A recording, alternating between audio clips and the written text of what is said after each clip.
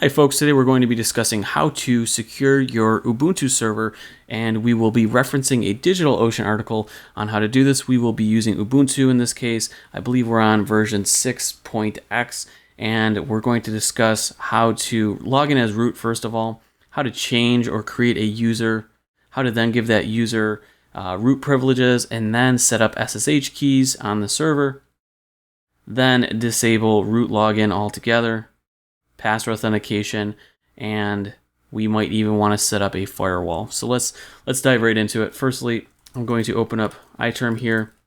I'm going to copy out my public key. I'm going to open up a new window here, and let's do an SSH root at my IP address. Once I'm logged in, what you can do here is you can simply create a user by using this add user, and I'm going to create my web user. And it actually looks like, oh, sorry, forgot that, add user. Web, let's throw an R in there.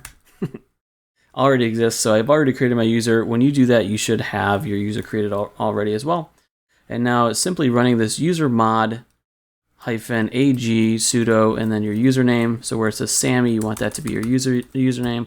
I'm using web in this case. You can use any username you prefer. Let's go ahead and do that. So we've given our user sudo privileges, which now means that even though I'm a web user, I can still run a root command, but I have to enter this sudo command whenever I do so. So we can talk more about that shortly. This step 4, add public key authentication. What we want to do is just simply go to our local machine here, and you can see I'm already running this pb copy command. And if you don't already have an SSH key, go ahead and watch another break fix video that shows you how to create those on your local machine. But for now, I'm going to assume you already have SSH keys set up with a public and a private pairing. Let's go ahead and copy our private, or I should say our public key out.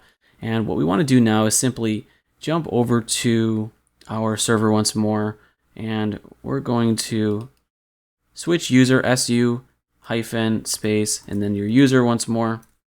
Let's go ahead and do that. Web user. Now we're logged in as our web user. If you don't already have these directories created, go ahead and make them. mkdir // You can see this file already exists for me. And then change the permissions to chmod or chmod 700 // That's going to set the permissions to make sure that those are locked down properly. The same thing goes for your authorized key file. We're going to jump into that file now, and in that file we want to then just add that SSH key that we have.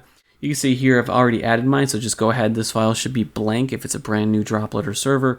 And go ahead and paste that in, and then do the exact same thing once more. chmod 600 // authorized keys. So once you have that SSH key added to this file here, your authorized keys file, go ahead and save this. So you can write it by doing Control if you're on a Mac, O, and then say yes, enter, and then do an exit with Control X to get back to your terminal window here, and then again run this command here, drop that in, and let's get out of here. So let's just hit exit. So there we go, we're logged back out as our root user. Step 5, you can see here it's saying disable password authentication. Now we can easily do that by running a very similar command, sudo nano etc sshd config, running that, and then jumping down to where it says password authentication. So if it's a new server, you might already have this set to no, and if you do, then you're all set. And what this basically means is that there will be no opportunity for someone to use a standard text password when trying to log in. So you can see here, password authentication no is already set. If it's set to yes, just go ahead and change that to no, and then just write your file, Control O, and then enter, and then Control X to just close out that file. So with that all set, you then have the opportunity to edit these two files. If you've created a new server, these most likely should already be set for you, but this will basically say, yes, I want public key authentication enabled, and then challenge response authentication set to no. The other opportunity that you have, or option that you have here, is to also disable root altogether. So towards the bottom of this article here, you can see we have the option to also say permit root login and change this to no. So let's go ahead and jump back into that file once more. Scroll down, and you can see right here, permit root login is set to yes. you just simply want to, after you've created your user, you've tested your new user, make sure that it works before you do this, or you might lock yourself out of your server. Just go ahead and say permit root login, no. And then once more, Control O, Control X. Oh, let's say yes first. Control O, yes, and then Control X. So let's get out of there.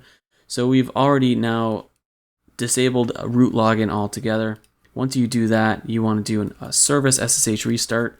Just make sure that these all take effect. Let's go ahead and exit. And now if I do a root, SSH web at 107, my IP address here, you can see now I'm able to log in with my web user. I'm going to jump back to this article too, and after you've gone through your test login, you can also do this, which I do recommend doing if it's going to be a server that's, you want to add a little extra security to. You can run this sudo ufw app list to list out any services that are currently using this firewall. And if we wanted to allow additional firewall services, you can just add those by doing, firstly, enabling it. Command may disrupt existing SSH connections. Yes. Firewall is active, enabled on the system startup. Okay, so we also want to allow any additional, where's the article I'm looking for here? We also want to allow any additional services that you need behind the firewall. So you can see over here, if you install and configure additional services, you will need to adjust the firewall settings to allow acceptable traffic in. You can learn more. You can learn some common UFW operations in this guide. So clicking on this link takes us over to another guide here on DigitalOcean. But in general, with that firewall enabled, you now need to just be cautious that whenever you're adding new services to your server, that you're adding it behind this firewall as well. So hopefully that was a quick run through on how to create a new user, grab your SSH keys, adding those to the server, then giving that user sudo privileges, and lastly, disabling password authentication and maybe root access altogether, and setting up that firewall. Hope this helps. Thanks so much for your time.